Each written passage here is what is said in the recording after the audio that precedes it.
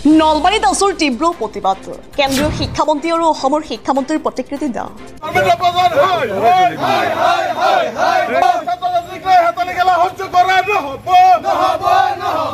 NEET আৰু NET পৰীক্ষাত সংঘটিত হোৱা ভয়াৱহ দুৰ্নীতি বিসংগতিৰ প্ৰতিবাদ অসুৰ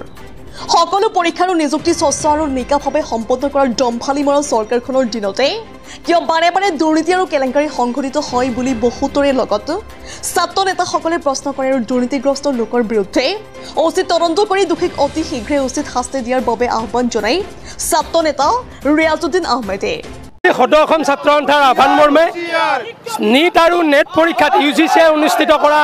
নীট আৰু নেট পৰীক্ষাত যি চূড়ান্ত অনিয়ম আৰু দুৰ্নীতি সংঘটিত হৈছে তাৰ প্ৰতিবাদত কেন্দ্ৰীয় শিক্ষামন্ত্ৰী ধৰ্মেন্দ্ৰ প্ৰধান আৰু ৰাজ্যিক শিক্ষামন্ত্ৰী ৰণোজ পেগুৰ প্ৰতিমূৰ্তি দাহ কৰা হৈছে। এই প্ৰতিমূৰ্তি দাহ কাৰ্যসূচীৰ জৰিয়তে আমি এটা কথাই ক'ব বিচাৰোঁ অসম তথা কেন্দ্ৰীয় চৰকাৰৰ প্ৰতি যে অসম তথা ভাৰতবৰ্ষৰ ছাত্ৰ ছাত্ৰীসকলক লৈ হেতালি খেলা কাৰ্যক ছাত্ৰ সন্থাই কোনো কাৰণতে সমৰ্থন নকৰে। বিশেষকৈ ছাত্ৰ ছাত্ৰীসকলে বছৰজোৰা কষ্ট আৰু সাধনাৰ জৰিয়তে যি নেট পৰীক্ষা আপোনালোক জ্ঞাত যে যথেষ্ট কষ্ট কৰি শদিয়াৰ পৰা ধুবুৰী লৈ হওক সিদিনা 18 তাৰিখে হৈ যোৱা যি নেট পৰীক্ষা সেই নেট পৰীক্ষাত লাখ লাখ ছাত্ৰ ছাত্ৰীয়ে অৱতীৰ্ণ হৈছিল আৰু কেন্দ্ৰীয় চৰকাৰখনে ইউজিচিৰ অধীনত পৰীক্ষা অনুষ্ঠিত কৰা কেন্দ্ৰীয় চৰকাৰখনে দম্ভালি মাৰি সিদিনাৰ দিনটোতে মানে ঘোষণা কৰিছিল যে আমি লাখ লাখ ছাত্ৰ ছাত্ৰীৰ ভৱিষ্যত সুৰক্ষিত কৰিব পৰাকৈ নেট পৰীক্ষা অনুষ্ঠিত কৰিছোঁ। কিন্তু দুখ আৰু পৰিতাপৰ বিষয় সন্ধিয়াৰ ভাগত এটা বিবৃতি যোগে জনাইছে যে নেট পৰীক্ষা মানে বৰ্জন কৰা হৈছে। এই কথাই ছাত্ৰ ছাত্ৰীসকলৰ লগতে অভিভাৱক অভিভাৱিকাসকলক আচলতে এটা হতাশাত ঠেলি দিছে। তাৰ উপৰি এতিয়া বৰ্তমান সময়ত দেশখনত আটাইতকৈ দুখ লগা অৱস্থা এইটো হৈছে যে যিটো সময়ত অন্যান্য ৰাষ্ট্ৰবিলাকে শিক্ষা আৰু স্বাস্থ্যক বিনামূলীয়াকৈ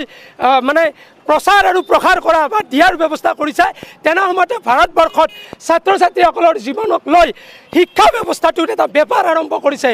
ৰাজ্য চৰকাৰেতো বেপাৰ আৰম্ভ কৰিছে, এতিয়া কেন্দ্ৰীয় চৰকাৰেও সেই বেপাৰখনত ভৰি দিছে। গতিকে আজিৰ এই প্ৰতিমূৰ্তি দাহ কাৰ্যসূচীৰ জৰিয়তে আমি অসম চৰকাৰৰ যিগৰাকী শিক্ষামন্ত্ৰী আছে সেই শিক্ষামন্ত্ৰীগৰাকীৰ পদত্যাগৰ দাবী উত্থাপন কৰিছোঁ আৰু অতি কম মানে জালিয়াতিৰে